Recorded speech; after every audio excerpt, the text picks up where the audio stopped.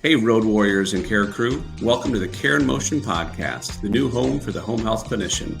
We're going to talk through stories and tips around safety, efficiency, clinical issues, and career pathways, all from the perspective of a few road warriors just like yourself to provide their insight. Our goal here is that you'll find this weekly podcast helpful, relatable, and interesting, but most importantly, wildly entertaining during your daily drive. All right. Well, welcome back to the Care in Motion podcast. We got one Dan back and we lost other Dan. So, hey, Dan, how was your trip? How's it going, everyone? Very, very good. We got away for a few nights. Algonquin, Maine, glorious. If you've never been there, man, you park your car and you just walk like everywhere. The beach, you walk for miles, go to the restaurants. Really, really nice town. So we had a fun time. We flew a kite. Ooh. Ooh. Did you build your own kite first, or did No. you? No. Don't ask me to help with kites. It's not my forte. Last year down the shore, I caught and tangled about 4 of them, so it's okay.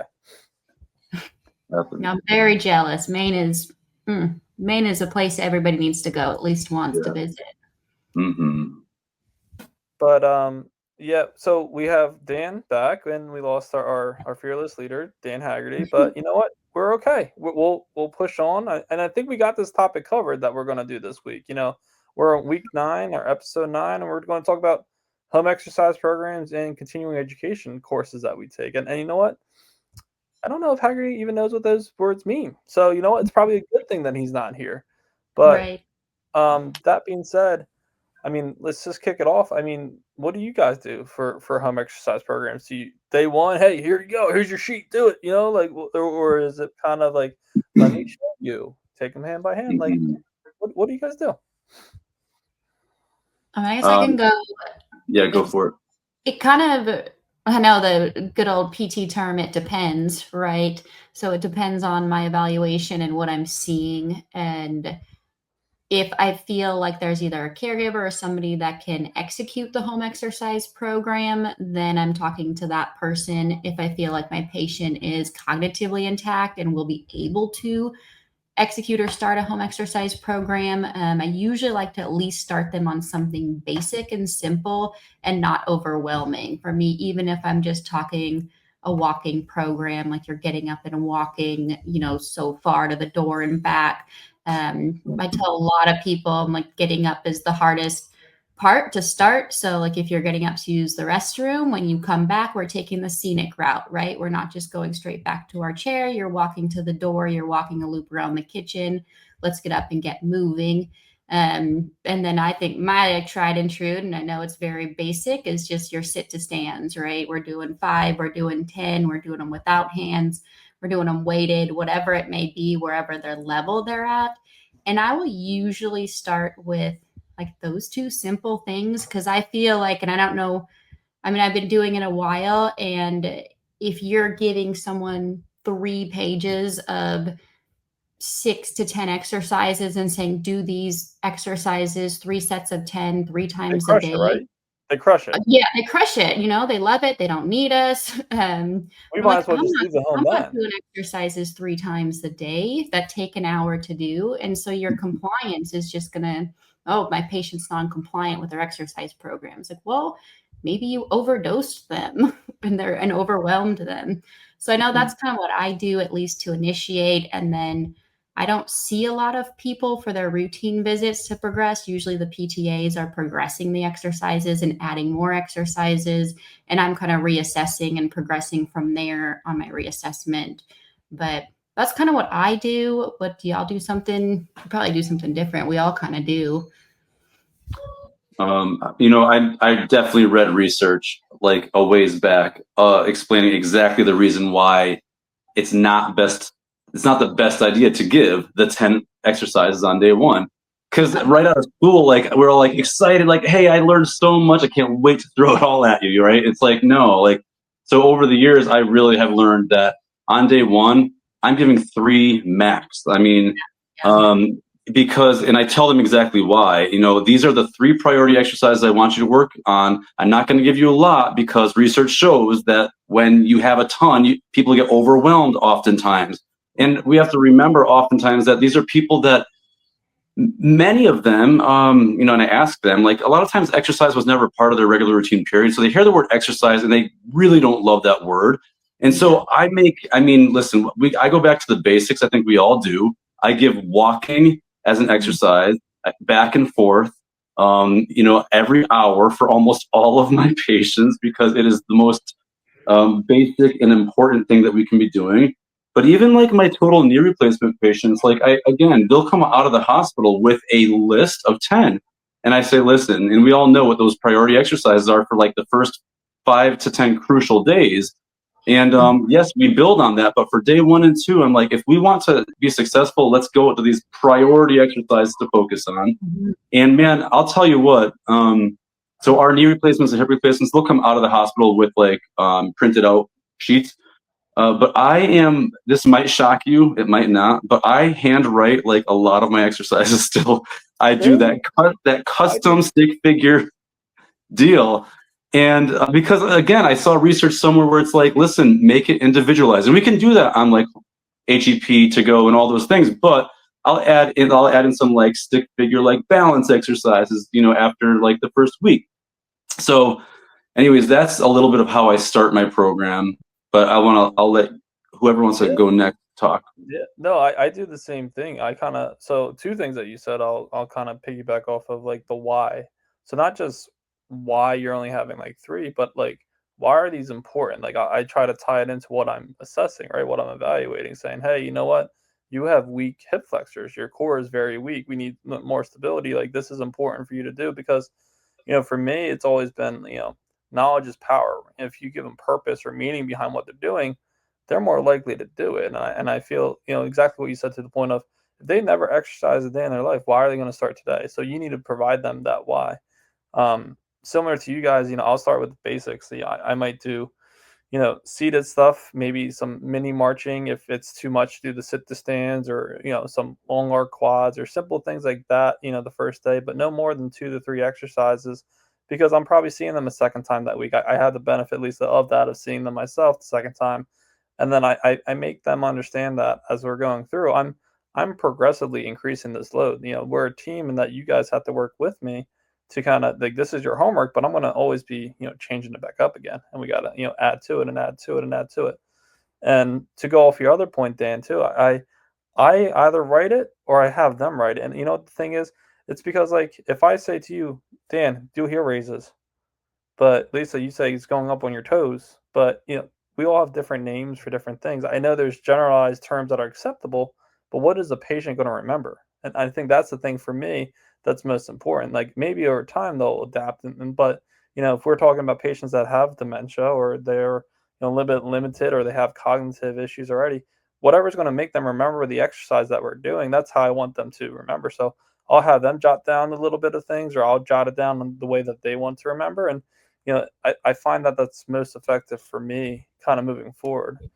I'll just to piggyback off that, I'll ask them, like, how would you describe this exercise that we did, right? Because some people describe their heel raises as tippy toes. You're like, okay, you're going to remember tippy toes. Then great. Like, we'll write down tippy toes, or, their windshield wipers, or leg out to the side, or whatever you're naming it. But that's a good idea. I've not had anybody write down theirs. I could see that being a good, like, cognitive task too, to really remember what their exercises are if they can. Well, so besides for writing them down, I'm going to take it the next step. So, like, about compliance or being able to do it right, I'll go in the next time and say, hey, can you show me kind of the things I asked you to do, and just see what they remember. I mean, they might be like, oh, you said something like this and something like that, and it's nothing that I said. And I think that's kind of the biggest thing. If you see them and they're able to replicate, then I think that shows that they're doing it. And maybe not to the full extent that you want, but you're definitely going to see that, hey, there is an understanding there. So, I mean, Yeah. what else do you guys see or do, or how do you progress, from day one to, maybe week 1 or week 2? I mean, we're only in there for however many visits. We are probably progressing by week 2 or week 1.5 or so. So, what else do you guys see and do? One thing that I often remind my patients of, you know how I mean, every patient's different and everyone has a different buy-in process to exercise. But I'll tell you a really, really quick story about a 97-year-old patient that I just discharged who, on day one, how you ask what their goal is, like what's important to them, what do they want to get back to doing, right? And reminding them of that as we're working. But this woman, her goal was to get back to the senior center to be able to play like cards with her friends, have lunch with them. She's 97 years old and she had multiple goals about the senior center. She loves the senior center. And for me, like my heart just like exploded with excitement because I was like, I have a feeling this woman is all in. And man, was she all like, she knew her exercises like that. Like I didn't have to remind her. And so it was just so awesome to, 2 weeks in, because we talked about like, we kind of set goals together. Like, what do you feel? Because you know yourself the best, you know how you feel. What would you say a realistic time frame is for you to actually, within the way that you feel, get back to the senior center? She's like, I want to within the next 3 weeks. I'm like, let's go. Like, let's go. And, after like a week and a half, I mean, she was improving a lot. And she met her goals. She met every single one of them. And so we would, get her up to like at least 2 sets of 10 sit to stands. I mean, this woman, again, I'm going to remind, 97 years old, do it like willing and excited because she had a goal. So kind of reminding them of that goal and the reasons why we're doing these things. And when they want it badly, I mean, man, they do it. They get it done. And I love it.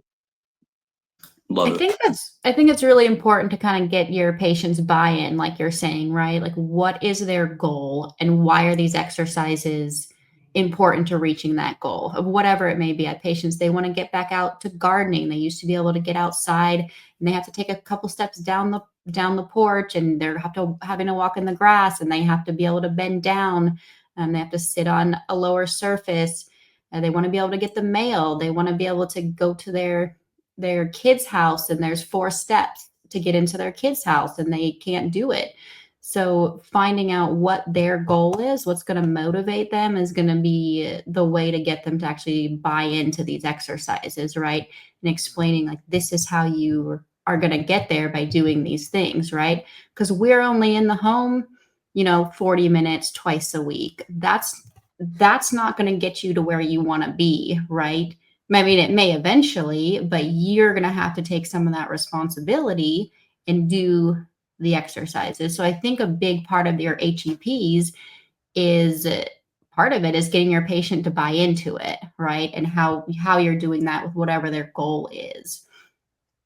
And I feel with the buy-in, I feel the other important thing that we need to do is showing proper form, proper function. Mm-hmm. I mean, I can't tell you how many times I actually had a conversation today with a patient. And he goes, "Yeah, I've been to therapy before. I know that exercise." I said, "Okay." He's like, "But it's funny how you were correcting me." He said, "Because when I was at the other place, like he was going to an outpatient clinic, he goes, they didn't correct me about my posture, and I didn't think about. But what you're saying makes a lot of sense, and I felt it differently, right?" And so, for me, I'm a firm believer that I don't just hand the exercise, right? I'm going to go through every single one and make sure that you feel or understand it, because a lot of times, or at least I've seen, right? I had patients that have said to me, "Oh, I can do that. I can go up on my tiptoe." You know what I mean? And then you're like, "No, I want you to do it this way." And they're like, "What?" And then they're trying to do it, and then they're shaking all over the place. And it's like, no, I can't do it. And I think for some of them, you need to really have or get that breakthrough, like realization moment to be like, wow, you know what I mean? Like I don't have that ability I thought I had. I thought my right leg was strong, but look at how weak it is, or that type of stuff. Or explaining, the synergies and how muscles work together and why, this works better or that works better. It takes a lot to get everybody on the same page. But I think regardless, the patients just have to, like you said, Lisa, buy in and really, really feel that what they're doing is important or going to make a difference in their recovery. The other thing that I always, try to explain to them too is like as we are progressing, like as you progress through, Dan, with that woman, trying to besides her seeing like what their next step is, also seeing, are you noticing that you have other challenges? Because maybe now they were afraid to go upstairs, but now they're doing the steps, and now there's something else, another barrier that they're coming across. So just trying to figure out what that barrier may be to continue to challenge them and make sure you're going in the right direction. So Absolutely. And I'm just going to build on that for one more second, because we've all, every single one of us, have encountered many, many, many times where on the evaluation, a lot of times when you have these conversations, you talk about their goals, it kind of can dictate the trajectory of where you see this plan of care going. And by that, I mean, you know, oftentimes you can tell, you know, the first visit, they might not be interested. They might not have wanted therapy to begin with, all of those things. And that's where we have these kind of heart to hearts. And like, I think as I've gotten older, I've gotten better at it. And I'm just like, let's just cut right to this, Chase, and in a professional and respectful manner. Like, truly, is this something that you want to do?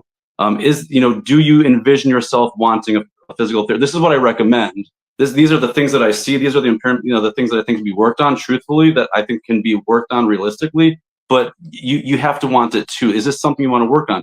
And sometimes having that conversation on day one is really helpful, because, you know, it kind of gets past that awkwardness. And you know what? Like, if that same 97-year-old patient said, "Listen, you know what? I'm actually where I want to be right now. I'm basically where I was before I went to the hospital. So I think I'm okay." Would have been a whole different thing. Whole different thing. I would have told her what I thought, but it would have gone a different way, you know? Yeah, and I've done that before too. I'll walk into that patient and say, "Hey, if you think you're good right now, here's my contact information. Reach back out to me, you know, and if anything changes, right?" But you know, I think that's what that personalization, right? That patient specific that we always talk about is so critical, because what does the patient perceive that they are, right? And can we show them that there are deficiencies, or if they're, you know, happy that, you know, hey, this is where I am, then maybe they're content. You know what I mean? Because the thing is, Dan, you just brought up a great point. 97 years old. I mean, at 97 years old, do I really want you to be coming out to my house? I might not. I might be like, hey, my doctor ordered this because I just went to the hospital, right? They could be like, I don't want to see Rose, you know, like that's. But at the end of the day, I think it's something really important to buy in. I mean, even right now, I can think of a patient who I'm slightly baffled by, right? Because this is a gentleman who's maybe the atypical patient. He worked out every day, sometimes twice a day, and now he doesn't want to work out at all with me. And I'm like, what's going on? Like, is there it's hard for me to figure out. But I think across the board, that buy-in, figuring out your patient, is huge. Now, you know, to tie into that, I would say, you know, where do you guys come up with this stuff? You know, at home exercise programs, I mean, yeah, we have programs, we have things that give us that and everything else. But I mean, obviously you have some kind of education, right? Or you have some kind of coursework or some thought process that leads on to this. I mean, what do you guys do for your continuing education to help build and further upon and get more creative in the home with your, you know, exercises and just your programs that you provide your patients? I guess I can go for CEUs. I'm, you know, really bad with, oh crap, mine are due. I need to get them done, which mine are due in July, and I have Guilty. maybe 5. 12/31. Oh, what's their due? Yeah. So, but I had a Summit education subscription, like an all-in, you know, yearly subscription that did the live CEU courses and the online ones that I did. But then I got presented with MedBridge, and so now I kind of switched over to MedBridge, and they do online live classes that count for my type 1 CEUs, which is really nice. So they're technically counted as in person because they're live courses, or at least they are in Texas, which is nice. And then I do the online stuff. And they also have like their own home exercise program that you can give and personalize to patients, which is nice. But my problem is that I find is not a lot of them are really home health based. So it's just kind of picking and choosing what's interesting to me and where I want to, have that continuing education. I start to do a lot of ortho stuff that I can try to apply to in-home, or like vestibular is a good one because we'll get those patients a lot, or just like general, like high intensity exercises for older adults. But I'll try and just like bust them out. I've done a few though, but it's hard because I don't feel like a lot of them apply to us. But if you guys know of any that do, I'm all ears. Yeah, well, I'm gonna say I'm pretty similar. I mean, so we have a MedBridge subscription. I generally wait until the last minute as well. It depends on the year. There was one year before COVID where I went down to Atlanta and I did the vestibular certification. Like it was like a 5-day, 6-day thing. It was amazing. It was intensive, and I was like, well, that's awesome for my CEUs for this year. But when it comes to, and I did that a couple times, one in Florida as well.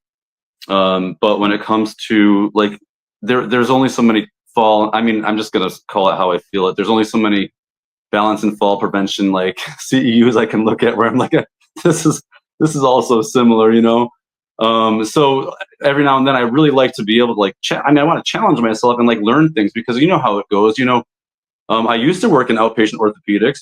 You can bring outpatient orthopedics into, you know, if you have good manual skills into home health, absolutely. But when you're working with, you know, a 75 plus population who on a lot of balance and fall prevention and strengthening and et cetera, it's like you're not doing as much suboccipital releases, you know, and this and that. So, but I do like to try to throw in some real good education, like orthopedic stuff, just to keep my skills. But yeah, and I used to love the live and in-person ones. I mean, that's all they had for a while, like back in like the early 2000s. Like I went to live courses and we practiced on people, and it was fun, you know. But Yeah, I mean, I'm just along with you guys. I think as things have changed, right? It's been convenient, you know, to have everything online, right? And I feel it's a blessing and a curse, right? It's ease, you know, to have to get the credits to be able to continue to be a therapist and everything else. But then, you know, there are times when I wish there was more, you know, in person things that would, you know, attract me, that were, you know, attractive to say, hey, you know what, this is really critical. I mean, I know that I try to think back of, you know, maybe challenges that I've had as a newer clinician or other things, like, I wish they would have, like, scenarios type stuff sometimes, you know what I mean? Like, you know, what do you know, in home health if you have to call 911? You know what I mean? Like, it's like the first time you ever do it, sometimes that can be a very traumatic situation. Maybe the patient passed out, maybe they're having a seizure, maybe, and I know we go through all the training and everything else, but at the end of the day, like, I feel like something along those lines, I wish there was just more, you know, scenario based or things like that that were evidence based that could help us and be more specific to the home health setting. I find myself in the same, you know, I guess alleyways as you guys trying to navigate, and you know, I pick and choose things that I think are pertinent, but you know, I'm taking them and applying them to our setting versus it being like applicable directly to our setting. The other thing I was going to ask you guys, do you have any mandatory CEUs? Like I know, you know, we have a couple credits here. I'm in Pennsylvania. We have a couple mandatory credits that we have to take every year, and it's like I think there's 2 or 3 different credits that need to be established. Like one's being like a mandated reporter, and there's just for an example things like that. I know for Texas, we have to do human trafficking is a mandatory one. I think that's the only one. I'm definitely gonna get on the board on the website and make sure because I haven't looked at it in almost almost like 2.5 years because I got my Texas license. I don't know. My licensing was weird because had the compact license for a while, so which is I think a really nice thing. The compact licensing where you can go to a different state and your license just carries over. You don't have to get your Texas license, but I did have to do the human trafficking one. in Connecticut, I mean, we need 20 hours of CEUs. But as far as actual mandatory, I mean, my company definitely, like every year we have to refresh and retake tests on abuse and neglect and infection control and a lot of those kind of like things that you take in orientation, active shooters, you know, stuff like that, as sad as it is, but we have to do all of that. So, but I don't know if it's the actual state of Connecticut thing or if it's more just my company. Yeah, I'll just say PSA for all the listeners out there. I mean, you know, just really make sure you pay close attention to what CEUs are required. I mean, I think they're not necessarily changing every second, but they have made changes over years. Right? I know, like I said, that some things are mandatory, And you might have, your 20 credits, Dan, or for me, I think it's 30 credits. But at the end of the day, if you don't have those 3 that you are required, you can't renew your license, right? And I know they were maybe lenient around COVID time about, whether you had them all or not and things like. Now there's really no exceptions, and it's really a waste of your license if you don't just pay attention simply.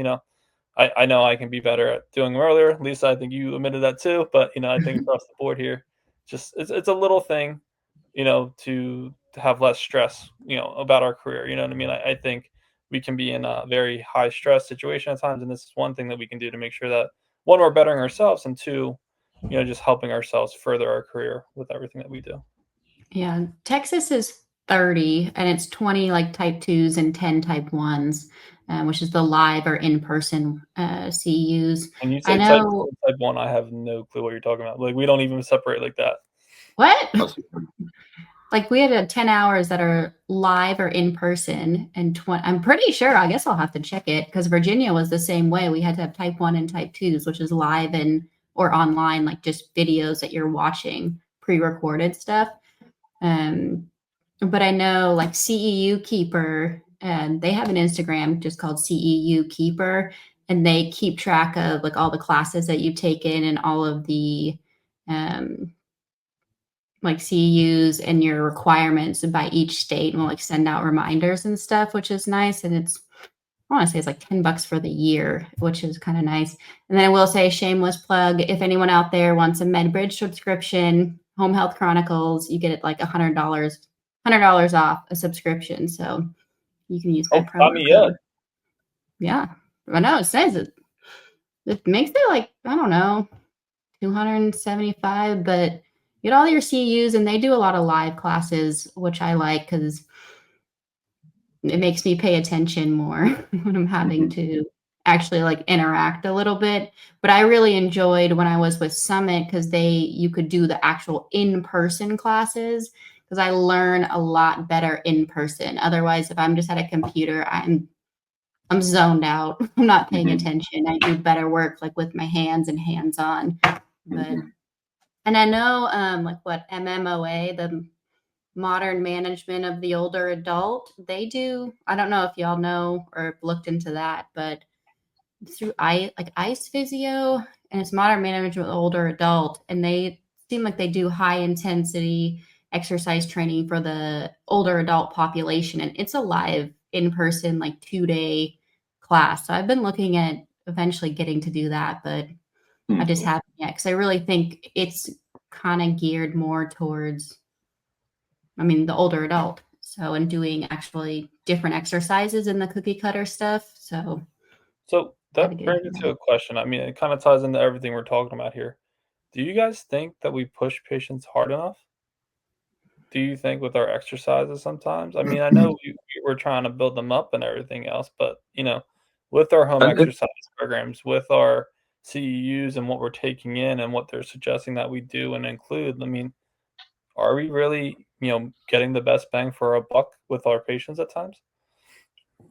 I think it's a great point, because you can't walk into every house and say, we're all doing the 10 repetitions of the heel raises and the 10 repetitions of because everyone's different. And I always tell all my patients, say, listen, because the amount of repetitions you do is going to be different than someone else. You can't feel like a walk in the park. It can't feel like it is easy, because then your muscles are getting no actual benefit. And so I tell them that, to do it to a point of fatigue, within reason, and a lot of times we'll start with 10 repetitions and really gauge, where they're at and how they're feeling. And if they feel like they have to sit down immediately, then that's a pretty good start, But if they feel like, that was kind of easy, well, let's definitely increase the start. So it's a great point. It's a great talking point. A lot of times, I think it depends on how driven the patient is. Like this 97-year-old patient, I definitely pushed her hard because she wanted to be pushed hard. She ate it up, I do think in potentially home health specifically, a lot of clinicians are underdosing, right? They're doing some of just like the cookie cutter sitting exercise, leg lifts, and that's it, when their patients can really do a lot more in trying to do more functional things, right? Like, are these seated kicks functional, right? Are we doing transfers, sit to stands? Are we getting on the floor, right? Are we trying to get off the floor? If you can do lunges and deadlifts and weights, like use weights, not just gravity, if your patient can tolerate it. Maybe you're not starting there, but can you progress to that? And I'm going to pick up, Lisa, right where you left off. I agree with you. I think, because of everything else that we face with productivity, being efficient, effective, and everything else, I think sometimes as clinicians, we aren't pushing as hard. I mean, and I'll just say, I challenge any clinician listening to this to maybe take a self inspection and try to push somebody a little bit harder, because I think, we all know about the body. We've, learned about it. We use it every day. We teach our patients about it every day. Like, our bodies are quite, reactive. They are, responsive to what we want to do. And, I personally feel sometimes we do fail some patients because we aren't putting enough stress on them. So that's just my personal challenge for everyone out there. Yeah. So, any last words of advice here on home exercise programs, CEUs, anything? I think for home exercise programs, just to make it patient specific and tailored to each patient, right? Finding out their why, finding out their buy-in, and making it functional. CEUs, you got to just get them done.